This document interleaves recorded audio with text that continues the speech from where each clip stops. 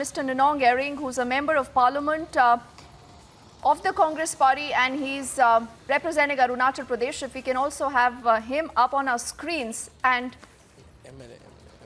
okay, I think we'll just go to Mridul quickly, and then we'll go into our guest.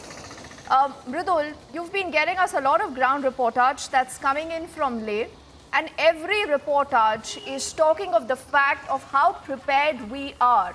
The very fact today that you have our forces, whether it's the LAC, whether it's the LOC, who continue to guard in spite of some very, very difficult conditions.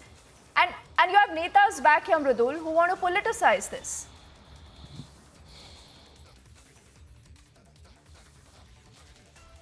Absolutely, Deepti. As we saw so many pictures, we saw helicopters and we saw convoy of army. The army is on alert.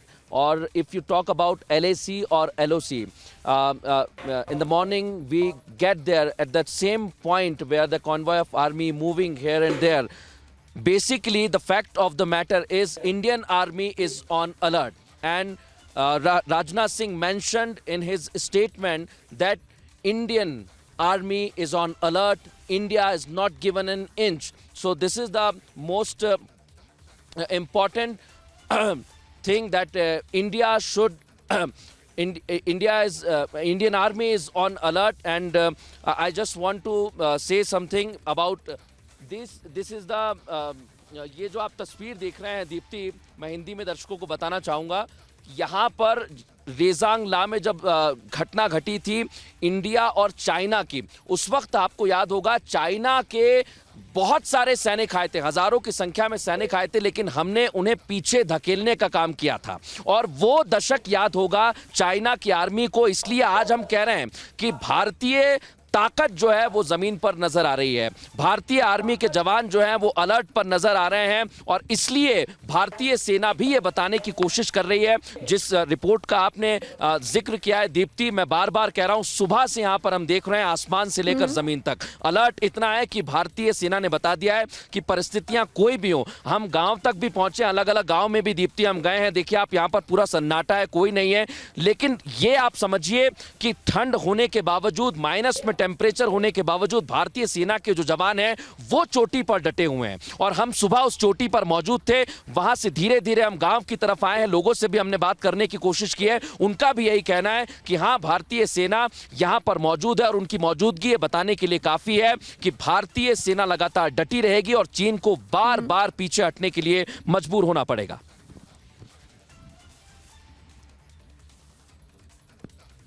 मृदुल, आप क्योंकि इस समय ले पर है ना, बहुत लोगों को लगता है कि नेता किसी भी तरह का कमेंट कर सकते हैं और उसके बाद सब कुछ सामान्य हो जाता है. लेकिन हमें अपने व्यूअर्स को भी ये बताना चाहिए कि स्पेशली तवांग, जहां पर ये पूरी अब घटना हुई है, अब 8 और 9 तारीख के बीच की जो इंटरवीनिंग नाइट थी, वहां किस तरह के टेम्परेचर्स होते हैं. मतलब सब जीरो भी नहीं मृदुल, ये उससे भी नीचे की बात हो रही है.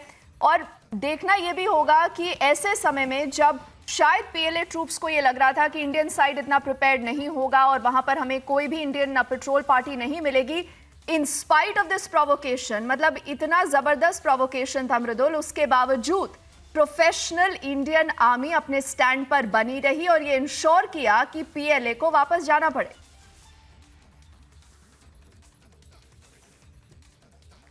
बिल्कुल दीप्ति, मैं देखिए 2-3 चीजें बताना चाहूंगा, क्योंकि इस वक्त जहां हम खड़े हुए हैं वहां पर टेम्परेचर -7 के आसपास है.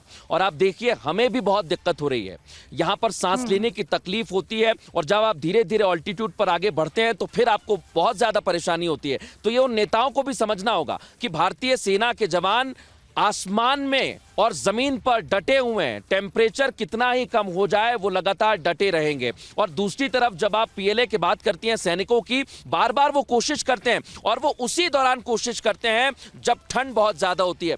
मैं अभी भी देखिए दीप्ति, मुझे गर्जना सुनाई दे रही है हेलीकॉप्टर की, और मुझे लगता है कि आसपास से वो गुजरेगा. वो तस्वीर मैं आपको जरूर दिखाऊंगा. लेकिन बताता हूं मैं आपको, पीएलए के जो जवान है, चाइनीज आर्मी जब भी यहां पर आती है वो वही समय देखती है जब विषम परिस्थितियां होती हैं, बहुत ज्यादा ठंड होती है.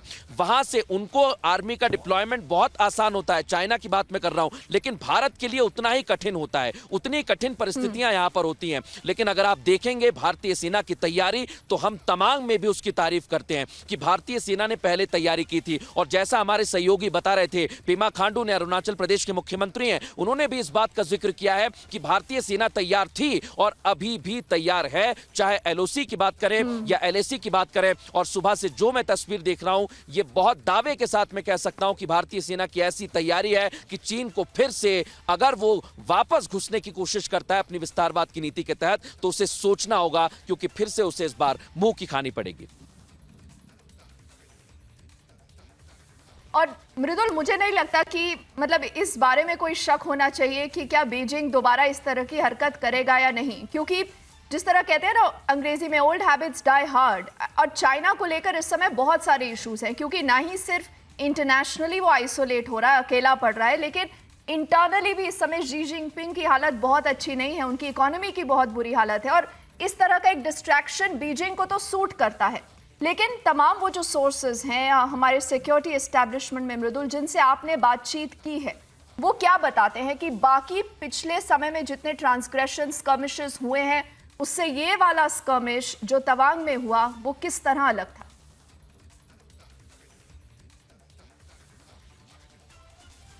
बिल्कुल, देखिए, मैं आपने दीप्ति पहली बात का जिक्र किया। आप देखिए, अभी शी जिनपिंग का हफ्ता भर भी नहीं हुआ है, कोविड पॉलिसी को लेकर किस तरह से लोग सड़कों पर आ गए थे। और हमने शी जिनपिंग का विरोध कई जगह पर देखा है, हमने लंदन की कई स्ट्रीट्स पर भी अभी हाल ही में विरोध देखा है।